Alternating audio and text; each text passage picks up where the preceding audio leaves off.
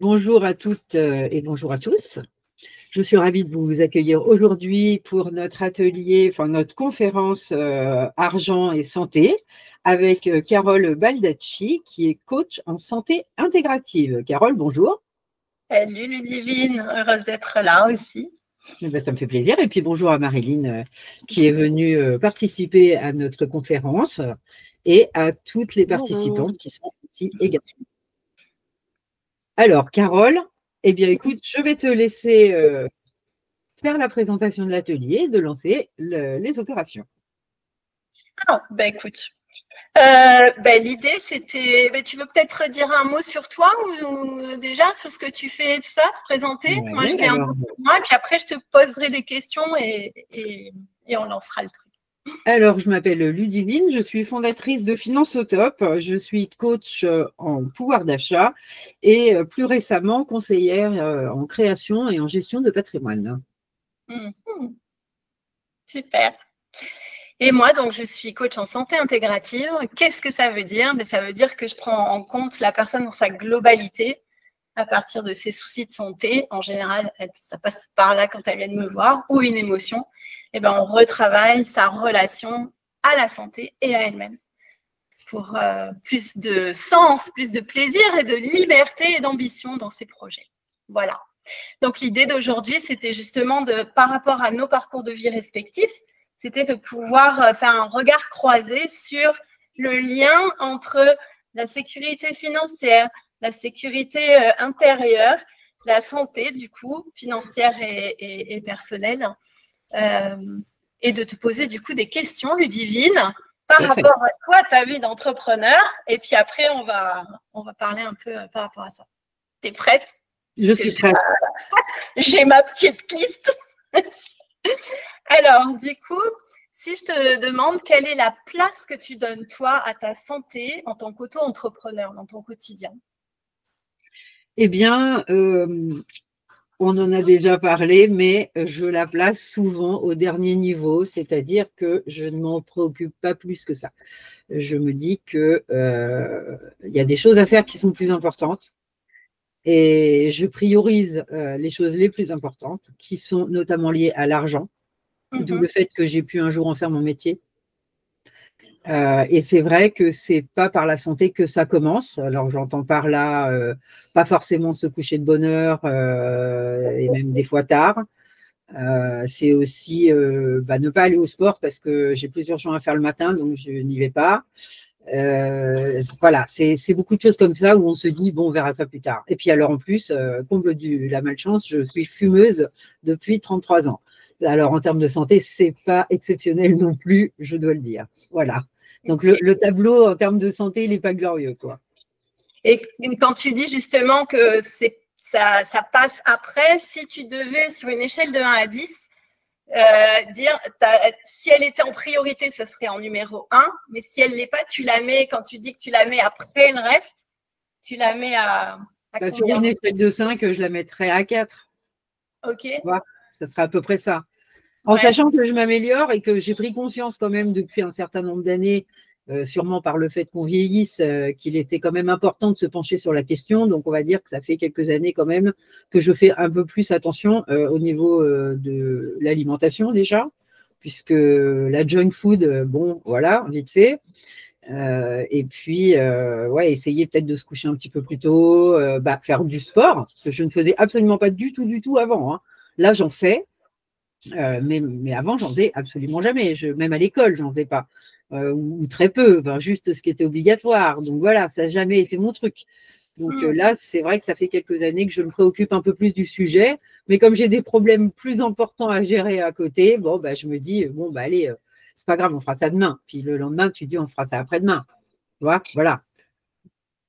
C'est toujours comme ça. Je veux dire, tu pars de bonnes résolutions. Puis après, quand tu vois ce que tu as à faire, tu dis, oui, bon, on verra ça plus tard. Voilà, c'est un peu ça le problème, quoi. Et je te rassure, c'est ce que la majorité des entrepreneurs, des dirigeants, font. Mais du coup, par rapport à ce que tu disais justement, qu'est-ce qui est le plus important pour toi? Il y a ta trésorerie, ok, j'ai entendu, tu as dit c'était surtout ça. Mais parce que tu disais, alors moi j'aime bien l'idée de 1 à 10, tu m'as dit qu'elle était à 4 sur 5. Donc vraiment, qu'est-ce qu'il y a avant en fait? Qu'est-ce que tu mets avant ta santé? Donc, il y a la trésor en 1 et il y a quoi après? Bah, la réussite professionnelle. Ouais. Parce qu'évidemment, l'argent découle, c'est la priorité parce que c'est par le biais de ton expérience professionnelle que tu vas découler de l'argent. Donc, le problème principal de ta vie, ça reste quand même la gestion financière, en sachant que bon, quand tu es salarié, tu as une certaine stabilité, on va dire, qui est plus intéressante parce que tu as la sécurité de l'emploi. Si tant est que tu es en CDI, parce que si tu es en CDD ou que tu cumules de l'intérim, le problème va être le même. On va être toujours sur ces problèmes d'argent qui sont cycliques. Donc, c'est le problème principal. Et le second, c'est justement de développer ton activité professionnelle, qu'elle soit salariée, auto-entrepreneur ou autre, pour justement avoir cet argent. Donc, en fin de compte, à chaque fois, et c'est pour ça qu'on a eu l'idée de cette conférence, c'est qu'on s'est rendu compte que systématiquement, l'argent avait une place très, très prépondérante dans le fait de ne pas t'occuper forcément de ta santé. Oui, c'est pour ça qu'on fait, parce que moi j'ai pris le truc inverse, donc je te le partagerai après. Mais du coup, si je te demande qu'est-ce qui ferait que tu t'en préoccuperais plus de ta santé? C'est l'âge qui fait que tu t'en préoccupes plus. Quand tu es jeune, tu n'y penses absolument pas du tout. Arrivé à 40 ans, tu commences à prendre conscience de certaines choses. Et quand tu vas avoir 50 pour ce qui me concerne en février prochain, c'est encore un autre délire. Tu te dis, oula, attention, là, ça commence à. Mais ton médecin te le dit aussi. Il te dit, attention, quand vous êtes jeune, votre corps corrige les conneries éventuelles que vous faites, mais passé un certain âge, il ne le fait plus. Donc voilà, il y a quand même une prise de conscience avec l'âge qui se dit que, bon, à un moment donné, si on veut vieillir en bonne santé, il va peut-être falloir faire quelque chose. C'est surtout ça. Ouais, ouais. Et j'avais envie de voir Marilyn, tu as la même, c'est la même chose pour toi. Je ne sais pas si tu as envie de prendre la parole ou si tu préfères parler peut-être après. Alors, c'est très intéressant les questions que tu poses par rapport à ça. Parce qu'en réalité, bon, moi, j'ai un passé sportif qui a toujours été présent.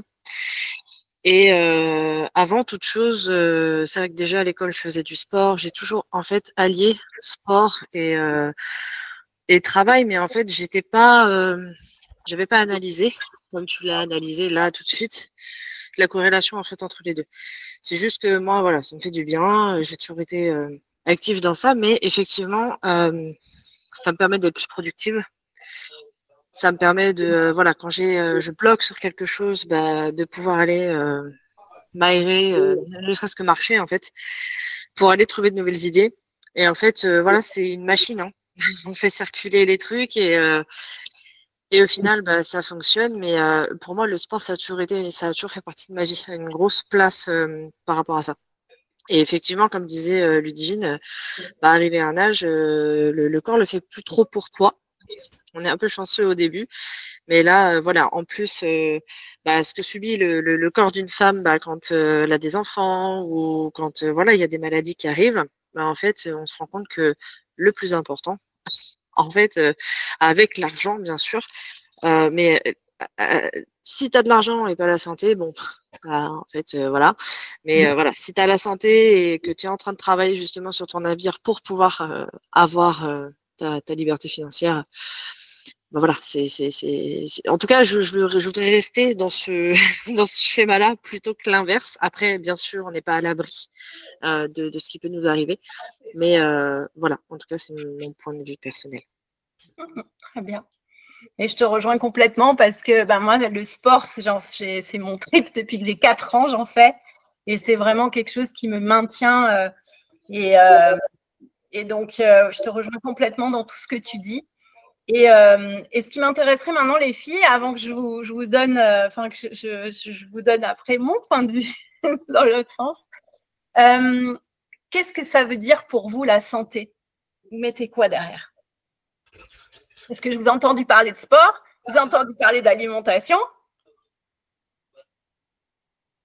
Moi, j'aurais tendance à dire la santé, c'est être en bonne forme, ne pas être malade, ne pas avoir mal quelque part, ne pas se sentir bien, tu vois.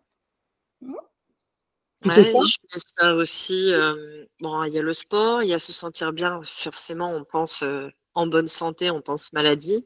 Ouais. Mais il y a aussi l'énergie qu'on a, ce qu'on dégage aussi, les vibrations qu'on émane. Et en bonne santé, c'est prendre soin non seulement de son physique, mais aussi de son mental, en fait. Ça va avec. C'est ça. Alors, c'est vrai que la santé mentale, ça reste quand même quelque chose d'assez récent. On n'en parlait jamais avant, on ne le mettait jamais en avant. Là, je remarque depuis 1 an ou 2 que c'est un petit peu plus la mode, là. Et puis, alors, surtout cette année, on te parle de charge mentale à peu près à toutes les sauces, alors qu'avant, c'était pas un sujet.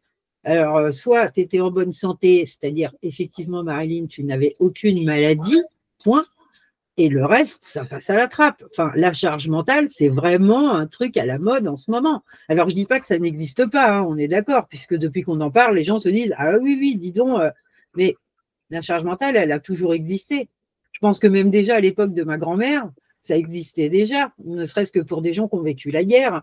Donc, si tu veux, c'est des sujets dont on ne parlait jamais avant, parce que, écoute, tu as une vie, tu as des enfants, tu as du boulot, tu as des ennuis, tu as des problèmes à régler. Donc, qui n'a pas de charge mentale? Enfin, c'est quoi le truc qui dit que toi, tu n'en as pas? Tu vois, c'est pas possible.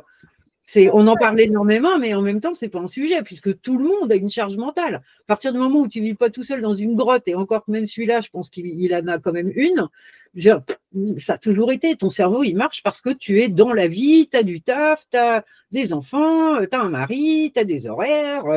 Donc forcément, tu as une charge mentale. C'est obligatoire. Ah, je suis tout à fait d'accord avec toi pour le coup. Et la charge mentale, en fait, c'est peut-être bête ce que je vais dire, mais moi, j'en ai besoin pour avancer, pour être là tous les jours, pour juste me sentir vivante, quoi.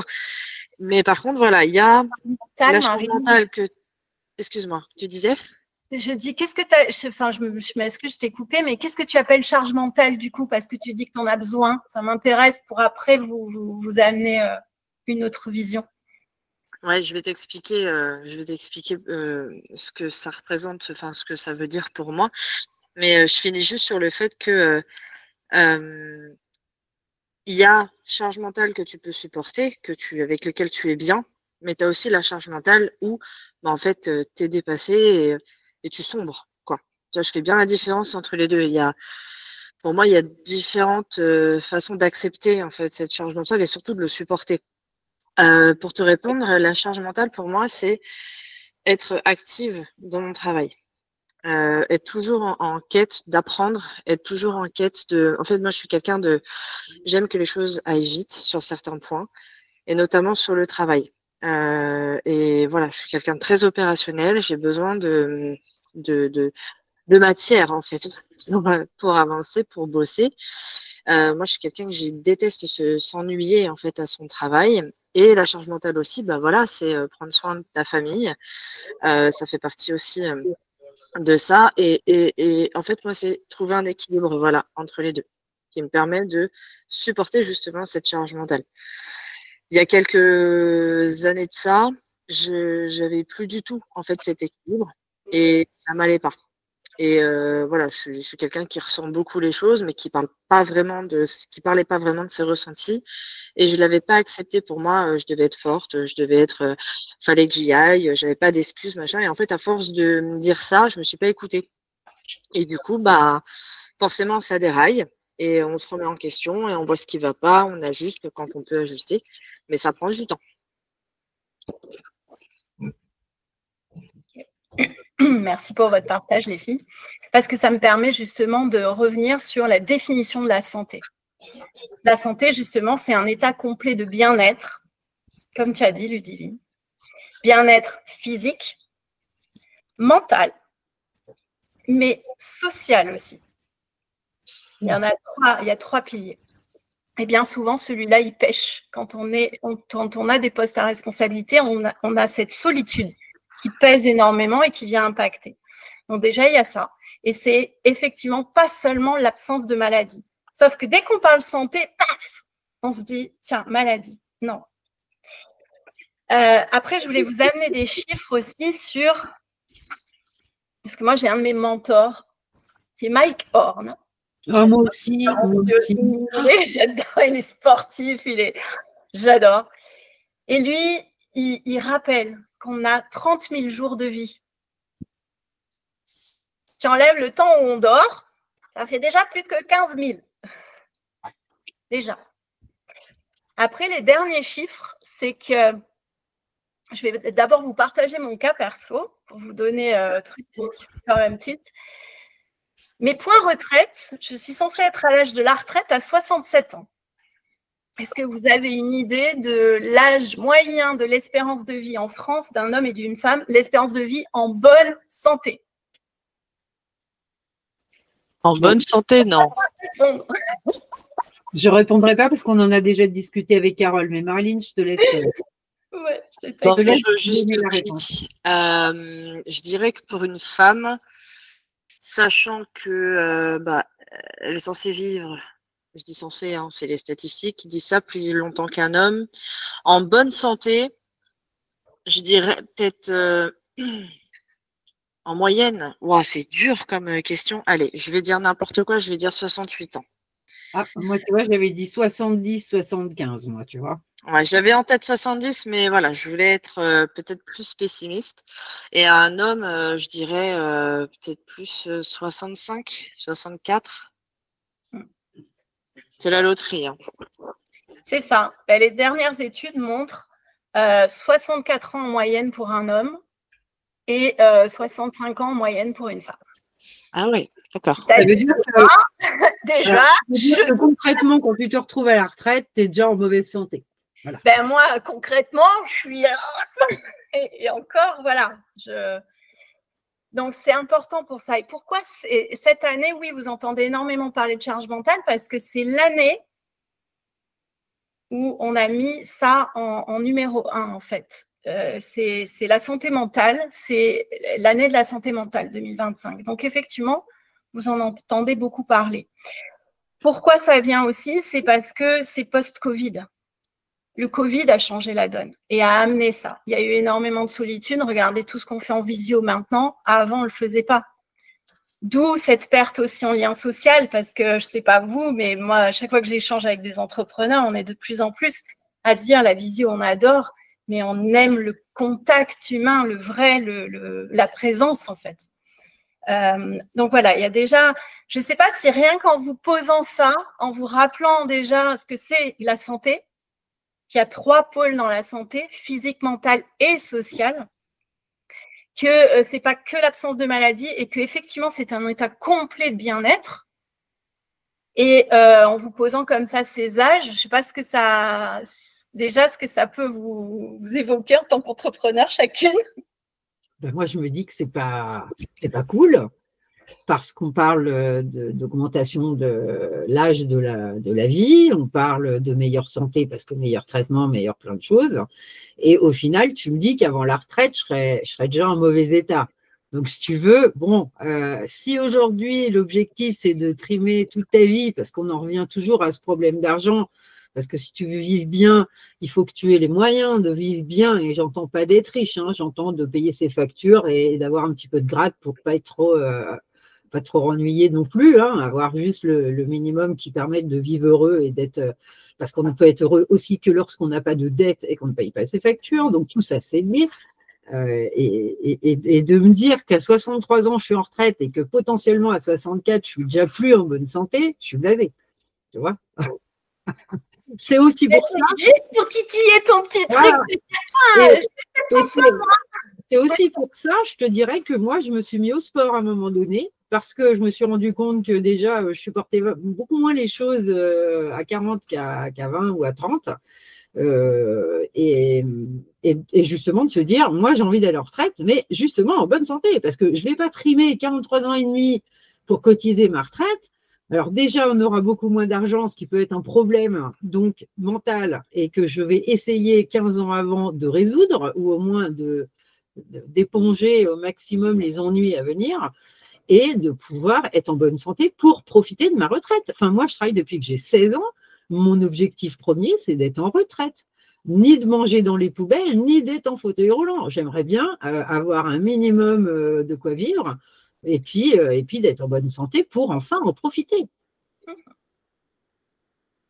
Donc, c'est ça qui m'a pris aussi l'envie de me dire, bon, à un moment, va te mettre au sport, mange un peu mieux, arrête de manger du sucré, parce que ça, je suis un peu droguée du sucre, donc j'essaye de calmer le jeu.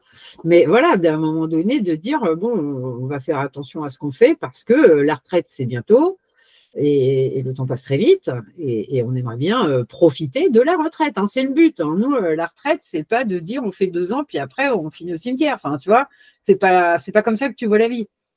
Ouais. Et moi, j'ai envie de te dire, qu'est-ce qui fait que tu attends ta retraite pour profiter, tu vois? Et c'est vraiment ça, moi, que j'ai envie d'amener c'est que la santé, on s'en fait tout un monde, mais c'est une compétence qu'on peut développer, mais dès maintenant, pour que ça nourrisse justement ton projet pro et du coup ta santé financière, mais pas au détriment de ta santé physique, mentale et sociale, tu vois? C'est vraiment ça, moi, mon message dans la santé intégrative. C'est arrête d'attendre, réintègre-toi au milieu et remets le truc, parce que je suis sûre que tu peux gagner. Enfin, voilà, c'est ma conviction profonde. Mais après, je vous partagerai aussi d'autres choses. Je voulais juste voir déjà là ce que ça vous évoquait. Que mon but, c'est de vous donner envie. Hein. Mais ça, c'est pareil quand tu dis pourquoi attendre? Parce que tu n'as pas les moyens. Là, moi, ça fait combien d'années que je ne suis pas partie en vacances? Je ne le compte plus. Bon, après, on est heureux, on fait d'autres choses. Hein. C'est pas parce qu'on ne fait pas 800 km qu'on n'est pas parti en vacances ou qu'on ne s'est pas fait plaisir. Mais il y a énormément de choses. Alors, quand tu es jeune, parce que tu n'as pas les moyens. Après, quand tu es moyen jeune, bah, tu as des moyens pour payer tes factures. Et donc, effectivement, tu espères qu'à la retraite, tu auras du temps libre et que tu auras peut-être mis toute ta vie à te mettre un billet de côté pour pouvoir partir en vacances, pour pouvoir voyager, pour pouvoir profiter de la vie, quoi. Parce qu'entre le temps que tu passes au boulot et le temps de gagner de l'argent suffisamment pour pouvoir en profiter, c'est vachement long. Donc, l'objectif, c'est la retraite. Parce que là, tu te dis, au moins, j'aurais plus de travail à faire. J'aurais passé peut-être la moitié ou le 3/4 de ma vie à essayer de gratter de l'argent à droite à gauche ou au moins essayer de se faire un petit pécule pour dire de ne pas être à la rue le moment où on sera en retraite, puisque comme te le dira Marilyn, on perd sur le pourcentage de ce qu'on gagne en tant que salarié ou auto-entrepreneur, bah forcément à la retraite, tu as une chute financière qui est quand même importante, donc des problèmes à venir. Donc, essayer d'anticiper ça pour dire, voilà, pour une fois dans ma vie, j'aurai et les moyens et le temps de pouvoir en profiter. Et toi, Marilyn, tu as la même vision? Ouais, j'ai la même vision dans le sens où, en fait, quand on sait ça, et puis bon, ça fait un moment que je suis sensibilisée à ces chiffres-là, mais je les avais pas précisément. C'est que en fait, ça m'a donné envie d'accélérer il y a 3 ans dans mon côté pro, tout simplement parce que la retraite, moi, je veux absolument qu'elle soit un complément de salaire.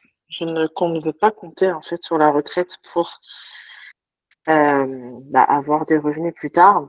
Donc c'est pour ça que ça fait un petit moment maintenant que j'ai commencé les investissements, mais en soi j'ai accéléré. Pourquoi? Parce que dans ma recherche, dans cette quête justement d'avenir serein, de retraite, enfin de vie tout court sereine, j'ai compris qu'en fait on peut être serein financièrement par l'investissement et par l'entrepreneuriat. Et donc il y a 3 ans, je me suis aussi lancée dans l'entrepreneuriat en parallèle des investissements que je faisais, dans le but justement d'être au plus tôt à la retraite. Ça prendra le temps que ça prendra, mais en tout cas, je n'attendrai pas, dans la mesure du possible, qu'on me donne l'autorisation de partir à la retraite. Ça, c'est hors de question. Voilà. Et en fait, je ne veux plus dépendre de qui que ce soit. Dans le sens où je ne veux plus qu'on... Alors, tu vois, j'ai quitté le salariat il y a 3 ans. Plus besoin de demander à quelqu'un si je peux me prendre des congés ou pas. Plus besoin de demander à quelqu'un si je peux aller chercher mon enfant qui est malade à l'école. Puis, tu vois, en fait, c'est que j'ai renversé après, ça parlera peut-être sûrement pas à tout le monde. Hein. Ça, c'est quelque chose qui est très ancré en France notamment. Mais voilà, quand tu as la possibilité, bien sûr, on n'a pas tous la possibilité, et je ne dis pas que je ne suis pas anti-salarié, pas du tout. Moi, ça m'arrive de faire des missions de temps en temps de courte durée, mais c'est juste que dans mon choix de vie, après voilà, c'est un choix de vie, je veux avoir plus de temps. Parce qu'en fait, si on n'a pas de temps, on n'a rien. Et c'est pas le temps. C'est la seule chose en fait qu'on peut pas acheter. C'est la seule chose qu'on ne peut pas maîtriser. Donc en fait, mon but, c'est d'avoir du temps. Que ça soit par l'argent, que ce soit par la santé, je veux du temps. Voilà. Je suis tout à fait d'accord avec toi. C'est ce qui m'a permis aussi à moi de me mettre auto-entrepreneur l'année dernière parce que marre de donner de ma vie et ma santé pour quelqu'un qui ne le mérite pas forcément d'ailleurs, souvent. Et puis oui, d'avoir cette liberté avant la retraite, de pouvoir gérer ton planning comme tu l'entends. Et ça, c'est vrai que c'est un grand privilège, je trouve. C'est ça. Et là où je vous rejoins, les filles, j'ai deux choses différentes. Je pense comme toi, Marilyn. Moi, je n'attends plus la retraite, en fait. Je n'y compte pas parce que je vois comment les choses évoluent. Si nos parents pouvaient y penser, parce qu'à l'époque, c'était linéaire, on rentrait dans une boîte, on faisait, et on savait qu'à 50 ans, pratiquement, on avait notre sécurité financière. Il faut quand même accepter qu'à l'heure actuelle, c'est terminé. Donc, s'accrocher à ça, pour moi, c'est pas viable pour moi. Et pourquoi j'en viens à ça? C'est que moi, dans mon parcours de vie, je viens du manque. Donc, mes parents, voilà, j'avais ce truc-là. Donc, j'ai voulu absolument avoir de l'argent. Et j'ai réussi. Je voulais travailler dans le plus grand laboratoire mondial et ça a été ma grande fierté. J'y suis rentrée. Une fois que j'étais dedans, je voulais être dans les top performers. J'étais dans le top 5. Donc, je sais ce que c'est l'hyper-performance, l'hyper-stress dont tu parlais tout à l'heure, Marilyn, quand tu parlais de la charge mentale. Je te rejoins tout à fait. Il y a 3 niveaux de stress. Celui où tu t'ennuies, il n'y a pas de motivation. Celui qui excite et qui donne envie d'y aller. Et c'est celui-là qu'on va chercher. Et c'est celui-là qui va nourrir la santé. Parce qu'il y a quand même majoritairement les entrepreneurs et les auto-entrepreneurs, ils sont heureux dans ce qu'ils font. Et c'est tout ce qui nous anime. Et après, il y a l'hyperstress où il faut être vigilant parce que du coup, c'est potentiellement de l'épuisement. Et qui dit qu'on arrive en burn-out, dit 6 mois à 3 ans dans les études pour s'en relever. Sans compter les conséquences pour nos environnements relationnels, notre entourage, et puis les conséquences aussi pour soi. Donc, du coup, je vous rejoins complètement parce que moi, mon parcours, ça a été ça. C'est qu'à un moment, le corps, quand mon mental me disait « Tiens bon, il faut tenir. La retraite, c'est pas encore… » Tant que j'étais dans cette mentalité-là, et j'en ai eu beaucoup des collègues qui pensaient ça, moi, mon corps, il a lâché avant, en fait. Donc, je n'ai pas eu le temps de me dire je ne pouvais pas. Je veux dire, quand ton mental, il veut un truc, mais comme vous le disiez tout à l'heure, justement, on a notre corps qui, lui, a des limites quand nous, on n'est pas capable de les mettre. Donc, moi, c'est le corps qui m'a arrêté net. Et du coup, je peux vous garantir, les filles, que quand j'étais dans ma chambre et que pendant 1 an, j'ai mis 1 an pour conquérir mon périmètre de marche, ma vitesse, là, j'ai senti ce que c'était la vraie insécurité. De me dire, putain, mais qu'est-ce qui se passe, quoi? Si je ne trouve pas la ressource pour remonter, pour récupérer mon… Voilà. Donc, je vous rejoins sur le côté autonomie. Et moi, je vais plus loin, c'est l'ambition. Moi, j'ai envie de m'épanouir. J'aime travailler. Je suis une travaillomane même. Donc, du coup, c'est… Voilà. Mais à un moment, c'est ça. C'est l'entrepreneuriat. Vous me coupez, les filles, si je parle trop, parce que… Mais je voulais donner ça parce que c'est ce qui fait qu'à un moment, je suis passée de mon curseur tout focus santé financière parce qu'en plus, j'avais le truc de vouloir offrir tout, rendre, parce que mes parents, je sais, ils ont contribué à mes études, à celles de mon frère. Donc, j'avais envie de pouvoir les rendre fiers. Donc, j'ai pu faire ça. Mais après, derrière, j'ai fait l'autre sens qui était, non, maintenant, c'est ma santé uniquement. Parce que, et maintenant, je veux allier les deux. C'est pour ça que je suis aussi en auto-entreprise. J'ai besoin de pouvoir avoir du temps, comme tu disais, Marilyn, du temps de qualité aussi, et du temps, j'en ai besoin tous les jours parce que grâce à ma pathologie chronique, je ne peux pas faire sans écouter mon corps parce qu'il m'arrête de suite. Et pour vous rejoindre là-dedans, c'est que, alors je regarde dans mes petites fiches que j'oublie rien, à 45-55 ans, c'est le moment où on a toutes les maladies chroniques qui sortent. Donc oui, vous avez raison d'y penser, voilà. Et que c'est vraiment le tournant. Tu parlais tout à l'heure, Ludivine, de l'âge. C'est pour ça que j'aime bien, moi, ce tournant de vie, parce que c'est vraiment le tournant où tu sens. Soit tu restes, tu te résignes, tu fais comme avant, soit tu changes. Alors, il y a quand même un truc que j'ai compris, parce que j'ai quand même 30 ans de salariat derrière moi. Et quand ça n'a plus été dans l'entreprise où j'étais avant, je savais que ça n'allait pas, mais j'ai encaissé le truc pendant un certain temps. Pendant 1 an, j'y allais clairement à reculons. J'ai même fait du sport avant d'aller travailler le matin pour supporter ma journée. On va dire comme ça doit être, tu vois. Et jusqu'au jour où, un dimanche, le corps a dit stop. Alors, c'est drôle parce que mon mental n'était pas dans cet état d'esprit-là. Mon mental me disait, écoute, tu as une bonne paye, tu vas continuer à aller au turbin, de toute façon, on ne peut pas faire autrement, parce que sinon, la sécurité financière est mise à mal, c'est dangereux, tu vas tout perdre. Donc, forcément, ayant eu déjà des expériences, au moins une similaire dans le passé, que j'ai eu du mal à me relever financièrement, ça freine. Tu te dis, bon, écoute, la santé, c'est bien gentil, mais voilà, tu suis le rythme et puis tu t'adaptes parce qu'il n'y a pas le choix, en fait. Et finalement, je me suis rendu compte qu'elle avait quand même un certain pouvoir parce qu'à un moment, quand elle a dit c'est stop, c'est stop. Alors moi, je souffrais de crise d'angoisse, hein, je ne suis pas arrivée jusqu'au burn-out, je pense que si j'avais continué, ça l'aurait été, mais là, ce n'était pas encore le cas et on était sur des crises d'angoisse sévères. Mais sévère au point que ça te colle par terre et tu ne te relèves pas. Enfin, c'est impressionnant. Et je n'avais jamais pris conscience qu'un jour, c'est le corps. Bon, j'avais entendu parler du burn-out, j'ai fait j'ai fait beaucoup de recherches à ce sujet-là. Et c'est vrai que quand les gens disaient, ouais, un jour, j'ai pas pu me lever le matin, tu dis, oh, c'est quand même bizarre.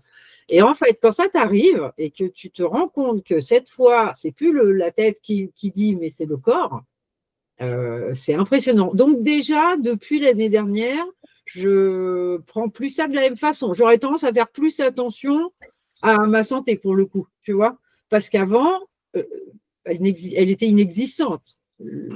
C'était la tête qui était prioritaire sur tout le reste. Mais là, est-ce que c'est parce que j'avais 48 ans et que j'arrive à la cinquantaine, je ne sais pas. Mais là, le corps a dit, écoute Nanette, t'es bien gentille, ça fait 1 an et demi que tu me saoules à forcer le truc à fond. Aujourd'hui, c'est terminé. Point. Et mon compagnon m'a soutenu, heureusement d'ailleurs à ce moment-là, parce que peut-être s'il n'avait pas été là, j'aurais continué quand même, parce que j'aurais eu pas beaucoup d'autres choix. Et en fait, il m'a dit, écoute, cette fois on arrête, on va s'entraider comme on l'a toujours fait, tu trouveras autre chose et on se débrouillera pour l'argent. Parce qu'encore une fois, on en revient toujours au même problème. L'argent, c'est le truc principal. Et depuis que je ne travaille plus en tant que salarié, alors je fais des missions comme Marilyn à droite à gauche comme ça, mais je ne veux pas être attachée à un contrat quelconque, quelque chose qui me bouffe la vie parce que je sais que j'en ai pour des années et peut-être même que maintenant je ne pourrais plus m'en débarrasser puisqu'on remet aussi en cause la rupture conventionnelle. Donc voilà, il y a beaucoup de choses comme ça que j'ai pris conscience l'année dernière alors qu'en vrai, je n'y avais jamais pensé. Enfin, tu vois, à part en parler d'un cancer, d'une maladie gravissime ou quoi que ce soit, si tu n'as pas une grave maladie, tu n'es pas malade, donc ça va, la santé, ça va. Voilà, c'est un peu ça l'état d'esprit, en fait.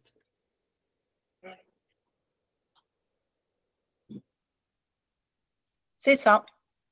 Et en fait, ce qu'il faut quand même savoir, après, je vous donne quelques chiffres parce que je trouve que moi, j'aime bien amener de l'info. Majoritairement, les entrepreneurs, les dirigeants et tout ça, c'est salutogène. C'est bon pour la santé d'entreprendre. Sauf que 70% ressentent du stress. Pourquoi? Pour la trésor, en numéro 1. Ouais, voilà, l'argent, toujours. Voilà, on revient toujours à ça. Qu'est-ce que ça veut dire derrière pour eux? C'est que il y en a, comme tu l'expliquais tout à l'heure, très peu qui prennent des vacances. Je parle des auto-entrepreneurs, je ne parle pas de personnes qui ont vraiment des entreprises où il n'y a plus ces soucis-là. Hein. Je parle déjà des petites entreprises, des TPE, des PME et qui ont pas cette possibilité-là. Ils travaillent plus de 50 heures par semaine, ils dorment moins de 6 heures par jour, ils fument. Il y a de l'alcool aussi et il y a des grignotages, il y a tout ça. Et moi, dans les accompagnements que j'ai pu faire, les personnes, elles rentrent par ce prisme-là. On grignote, on grignote, on grignote. Un jour, on se retrouve à avoir pris du poids, on ne sait pas, on ne se reconnaît plus et tout ça. Boum, surpoids, obésité, diabète, hypertension, machin. Et du coup, c'est autre chose parce que tu deviens tributaire de médicaments, de machin. Alors qu'en fait, la majorité, ils disent qu'ils vont bien, comme tu dis, tu vois. Et en fait, pourtant, il y a des choses qu'on voit, qu'on peut voir, tu vois, qu'on peut détecter qu'il y a des petites bricoles qu'on pourrait déjà améliorer, tu vois. Le truc, c'est pas de révolutionner et de bouffer après son temps pour juste penser à sa santé. C'est pas du tout ça mon discours et de renverser le truc, mais c'est juste de remettre un petit peu, tu vois, quand tu vois que rien que 10 minutes en nature, déjà, tu baisses le stress parce que une minute de colère, de frustration, ça reste, c'est 14 heures de cortisol dans le sang. Donc, t'imagines, pour évacuer, du coup, le stress au long cours, et bien souvent, c'est ça qu'on accumule. Et ça fait le lit de pathologie quand on y reste des mois, voire des années là-dedans. Et du coup, ce qu'on ne sait pas aussi, c'est que tout ça, ça contribue à baisser la qualité relationnelle, sauf que les opportunités de travail de clients ou autres, tu l'as dans l'autre. Donc, si tu t'isoles, si on s'isole déjà parce qu'un entrepreneur, souvent, il est isolé, mais si en plus, il y a ça qui fait que du coup, tu te dis, ah non, mais moi, je n'ai pas le droit d'être malade. C'est la première des choses que disent les entrepreneurs, les dirigeants. Je n'ai pas le droit, ça attendra, ça passe après tout le reste. Le truc, c'est que c'est juste foutre sous le tapis. Parce que, au contraire, c'est juste, et c'est en ça que un des tips que je peux donner, c'est déjà de voir les émotions. Est-ce qu'elles sont plaisantes? Est-ce qu'elles sont déplaisantes? Et c'est quoi qui prime? Si c'est plus des émotions déplaisantes qui tournent, il faut déjà se poser un peu la question. Parce que du coup, ça veut dire que derrière, nos besoins ne sont pas nourris. Je parle beaucoup d'insécurité parce que la première des choses, c'est ça, c'est l'insécurité financière, c'est de la peur. Donc, qu'est-ce qu'on cherche? C'est quoi le besoin de la peur? Quand elle est là, c'est justement de se protéger. Et qu'est-ce qui va… En ça, le stress, il est aidant à petite dose parce que justement, il te met en situation de préparer. Comme tu disais, Marilyn, tout à l'heure, de préparer. Il y a les investissements, parce que tu veux ton temps, parce que c'est ton temps en bonne santé, parce qu'on veut tout ça. Donc, c'est juste de remettre un petit peu de ce temps-là pour soi, pour venir nourrir notre capital santé en tant qu'entrepreneur, solopreneur, justement. C'est le capital aussi santé, c'est l'oxygène aussi de l'entreprise. On ne se leurre pas qu'il faut qu'il y ait bien sûr de l'argent, hein, je ne dis pas mais c'est l'inverse. Parce qu'on se fout la rate au courbouillon pour avoir de l'argent. Du coup, tu te stresses, tu te machins, tu te trucs. Alors que tu prends ton temps, tu respires, tu regardes un peu ton alimentation. Moi, je suis très vigilante à ça parce que mon alimentation, elle change dès que je suis sous stress. Je vois tout ce que je mange de suite, hop, ça va perturber mon sommeil, ça perturbe plein de trucs. Je le vois, je suis un peu trop agacée, tu vois. Il y a tout ça, en fait, qui se joue.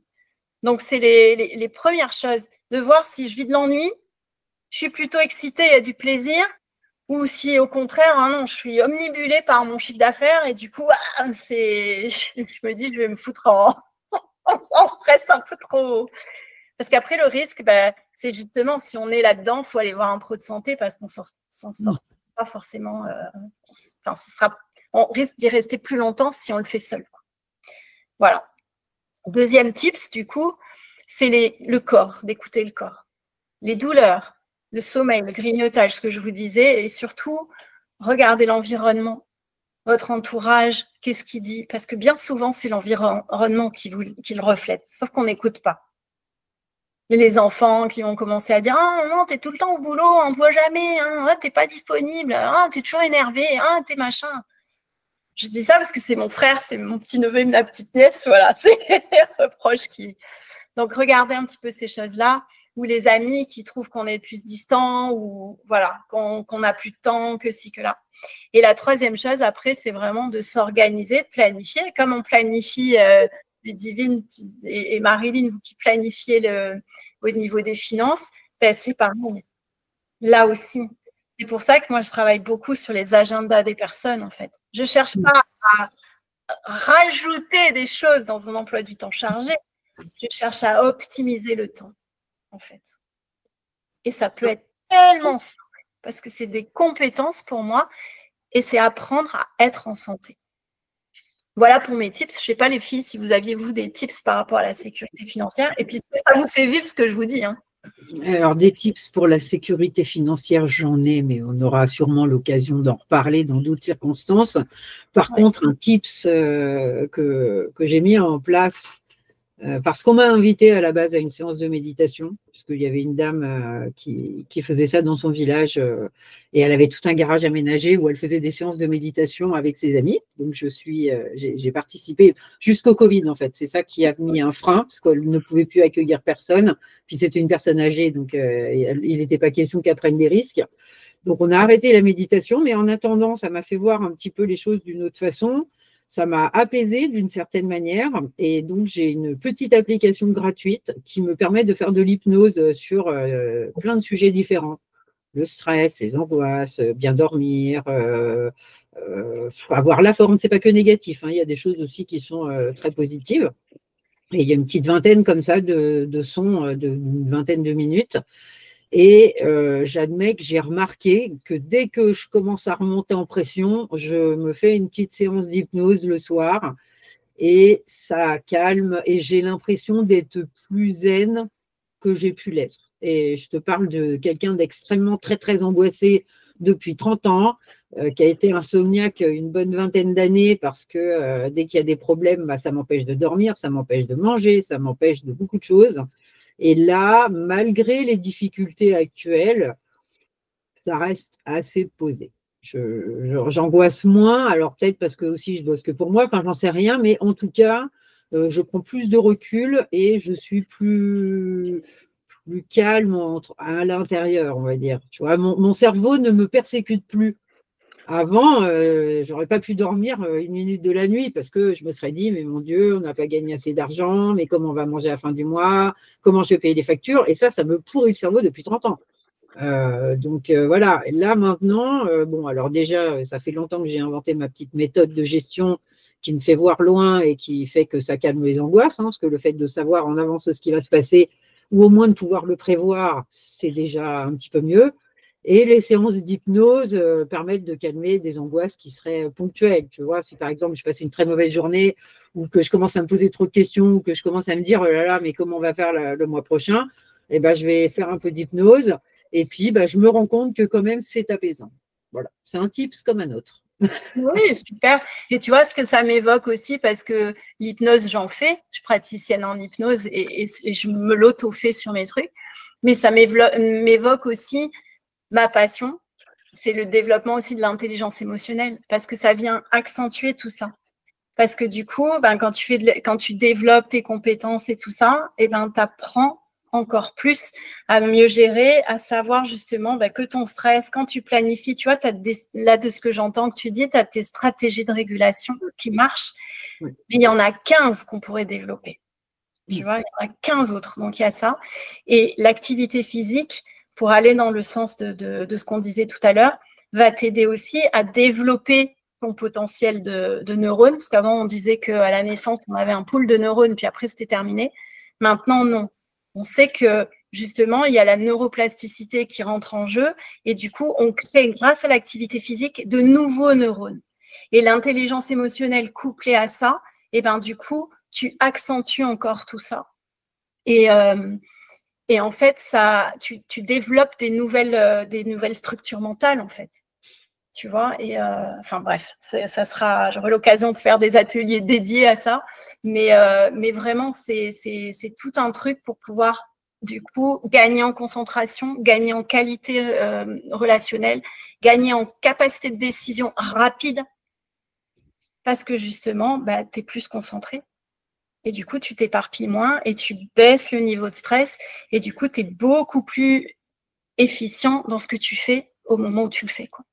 Voilà, enfin bref. Marilyn, tu voulais… C'est super intéressant. Super intéressant. Il y a d'autres. Jusqu'à ce soir, tu vois. Ouais, ça sent que tu es passionné. En même temps, comme nous, on pourrait parler effectivement de développement financier. Voilà, pareil, hein, sur le même sujet. Mais quelques tips, ça m'a fait penser à une anecdote. Il y a 3 ans, en fait, j'ai l'impression que tout s'est débloqué il y a 3 ans. Moi, à un moment donné, j'ai ressenti le besoin de me reconnecter à moi-même il y a 3 ans, parce que je faisais passer tout le monde en fait avant moi. Et dû à mon passé, j'ai jamais réellement su qui j'étais personnellement. Donc j'étais un caméléon, hein, je me greffais, j'étais très adaptable pour le coup, mais je m'écoutais pas. Et en fait, dès qu'il y avait une source stressante, moi, le plus gros stress, c'était le financier. Parce qu'effectivement, bah, sans argent, forcément, voilà, et je ne fais pas mon métier aujourd'hui pour rien. Mais et j'avais une montée d'angoisse, comme tu disais, Ludivine, une boule d'angoisse, et j'avais jamais eu ça de ma vie. J'avais jamais, j'avais eu 13 ans de salariat. Une fois que je suis partie dans l'entrepreneuriat, j'ai eu, voilà, une grosse boule d'angoisse dans le ventre, et je me suis dit, ouais, il y a un souci. Et du coup, j'en parle à mon père. Mon père qui est, lui, qui est chef d'entreprise depuis, il a toujours été chef d'entreprise, avec un mindset complètement différent de celui de ma maman, qui est plutôt, qui joue la sécurité, voilà, voilà, et ça l'angoisse en fait, ne pas savoir ce qui va se passer. Et mon père a toujours eu des difficultés et il a développé, je vais raconter un jour comment il avait réagi face à une situation assez enfin moi je serais en PLS hein, si ça m'arrivait la même chose, enfin en tout cas avant. Il me dit voilà, j'ai son restaurant un jour a brûlé, mais j'étais là, hein, j'étais plutôt jeune, et en fait il m'expliquait que quand les pompiers ou la gendarmerie l'a appelé, parce que ça s'est passé en pleine nuit, et donc il décroche et il dit ok bah en fait qu'est-ce que vous voulez que je fasse quoi, bah je vais finir ma nuit et puis je verrai ça demain matin. Et là je me suis dit ok, il y a peut-être des choses que je peux améliorer pour mes angoisses. Et il m'a dit, mais en fait, le sommeil, c'est quelque chose qui est indispensable dans la gestion en fait des problèmes. Si tu y penses la journée, si tu y penses la nuit, en fait, tu ne dors plus. Et si tu ne dors plus, bah, il y a beaucoup de conséquences. Et en fait, en parlant avec lui, je me suis dit, ok, qu'est-ce qui serait possible de pouvoir faire justement pour améliorer tout ça. Et du coup, bah, j'ai commencé à faire des séances d'énergétique, tout ça, de commencer à me travailler sur moi-même. Et voilà, ça a été un peu mon parcours et mes tips pour le coup, se recentrer sur soi. Alors, pour reprendre ce que tu disais, Marilyn, quand tu dis que quand tu vas te coucher, enfin, que tu as des angoisses, des choses comme ça, il se trouve que la nuit, ça empire les choses. Enfin, on voit tout en noir. Quand tu commences à cogiter, quand tu vas te coucher, tu peux être sûr que tu vois la fin du monde rapidement. Enfin, tout est noir, tout est négatif, tu ne vois que des problèmes qui s'accumulent, tu ne trouves pas de solution. Enfin, moi, j'ai remarqué, hein, pour avoir été insomniaque très, très longtemps, c'est vrai que la perception de tes ennuis la nuit sont pires que quand tu les vois le jour. Et moi, ce que je mesure aussi, c'est l'impact du manque de sommeil sur la capacité de décision. Parce que du coup, tu travailles le matin, tu as le brouillard, et du coup, tu perds en rapidité de décision. Si tu perds en rapidité de décision, tu perds en capacité de saisir les opportunités, donc des clients. Tu perds aussi le plaisir, parce que ce que tu vas faire, ça va être plus un plaisir, mais une corvée. Parce que tu es fatigué, parce que tu te dis, oh là là, il faut que je fasse ça. Ouais, j'ai pas envie, mais je suis fatiguée, j'irais bien dormir, mais en fait, non, là, c'est plus le moment et maintenant, il faut aller au turbin, quoi. Et là, tu passes une mauvaise journée parce que tu te traînes jusqu'au soir. Ça. Et du coup, ma question pour toi, pour terminer, Ludivine, avant qu'on puisse parler de ce qu'on peut proposer aussi derrière. Tout à l'heure, tu as dit que ta santé, c'était au niveau 4/5, là, en avant-dernier. C'est ça, ouais. Est-ce que par l'échange, elle remonte un peu dans tes Oui. priorités? Non, mais depuis que je te connais, en fait. Depuis qu'on a échangé les premières fois, j'ai pris conscience qu'effectivement, je ne m'en préoccupais pas, très peu, on va dire, enfin pas assez en tout cas. Et c'est vrai que depuis qu'on en discute, et on en avait aussi reparlé, enfin j'ai dû en parler avec Marilyn il n'y a pas si longtemps que ça, où effectivement le fait de faire du sport, ça te régénérait les cellules, que ça te mettait beaucoup plus, tu étais beaucoup plus productive en faisant du sport qu'en n'en faisant pas. Et je me suis bien rendu compte que c'est vrai parce que là, j'ai arrêté pendant 2 mois parce que j'étais en formation. Donc, évidemment, ma formation est passée top numéro 1 dans mon planning. Donc, lever à 5 heures du mat jusqu'à 18 heures pour être à fond dedans et réussir les objectifs que je m'étais fixés.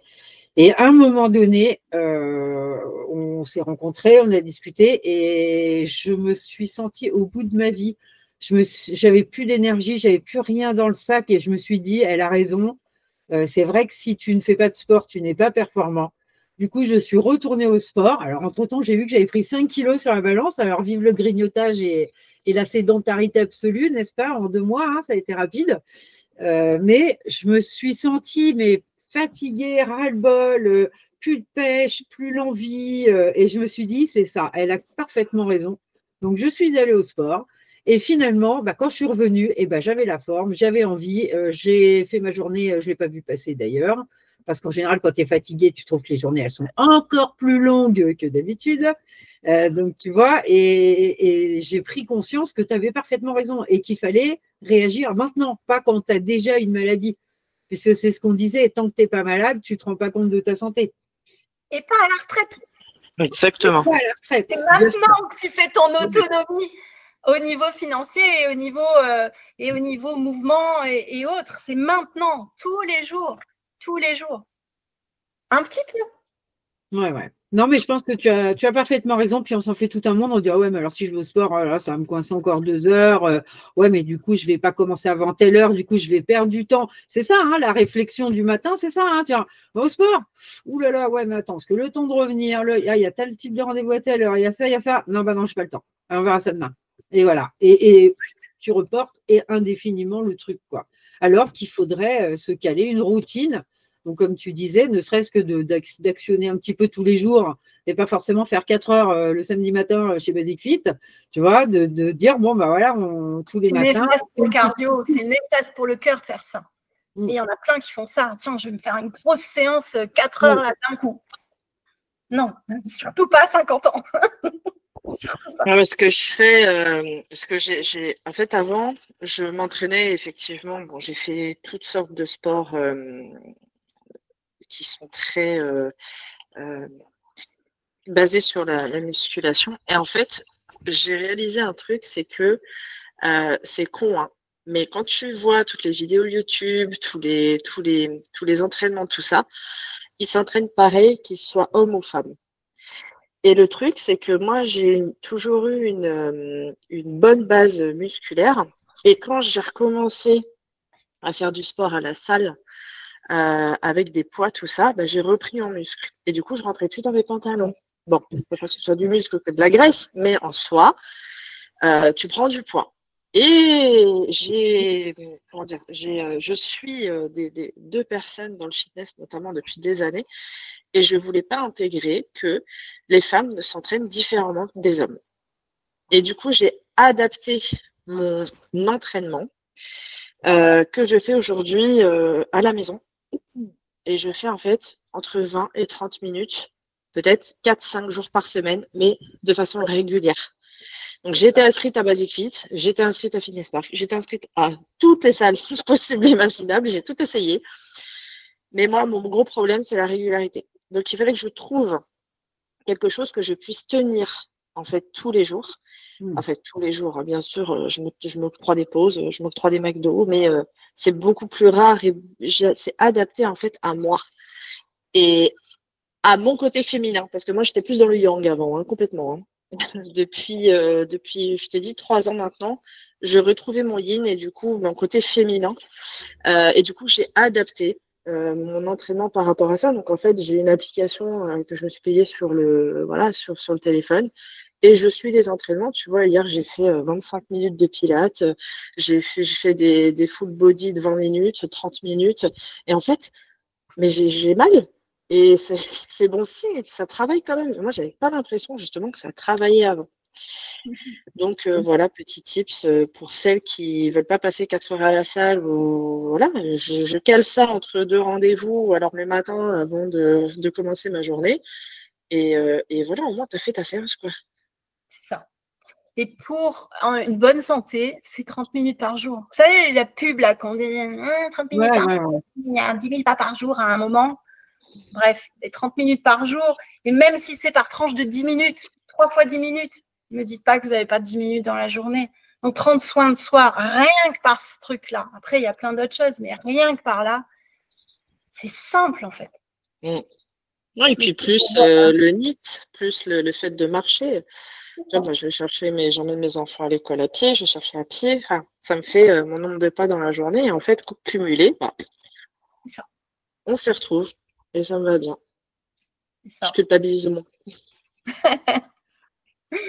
C'est ça. Du coup, tu veux parler, Ludivine, de ce qu'on pourrait proposer ou ce que tu proposes d'ailleurs?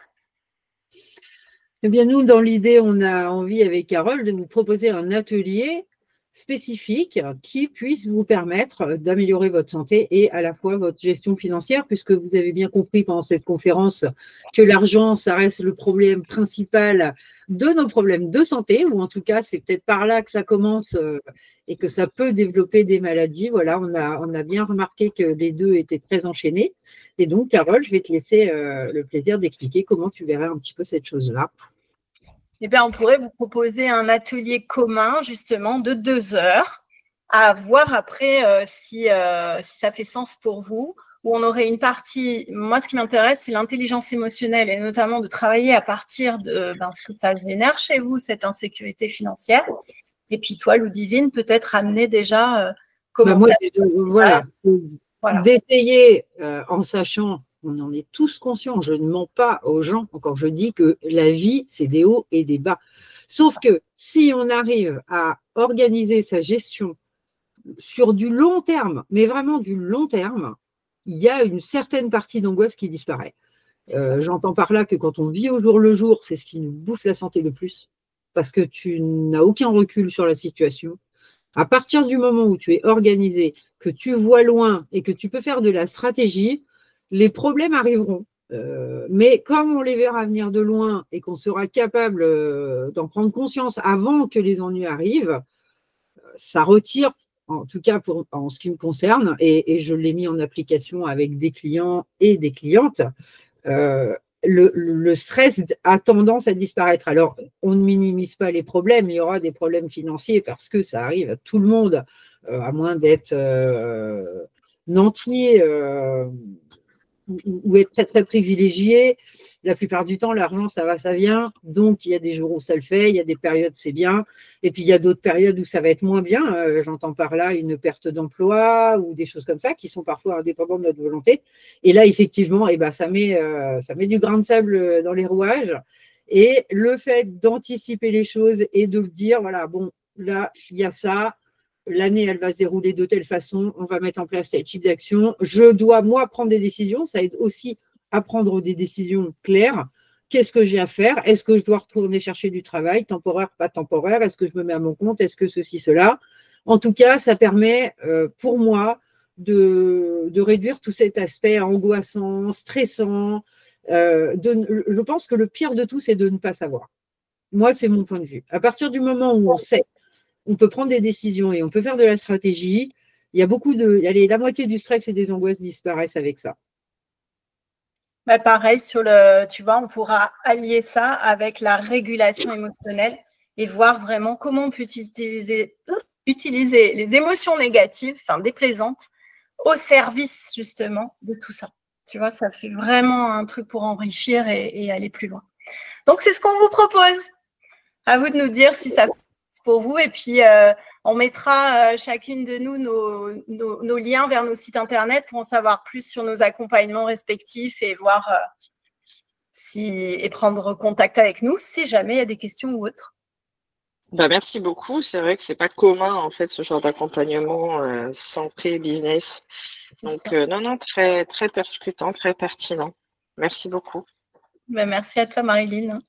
Merci les filles pour. Merci à vous deux d'être venus. Je vous souhaite une excellente journée. On reste à votre disposition, bien évidemment, si vous avez envie de nous contacter. Et puis, on vous dit à bientôt. Super, merci beaucoup. À bientôt. À bientôt.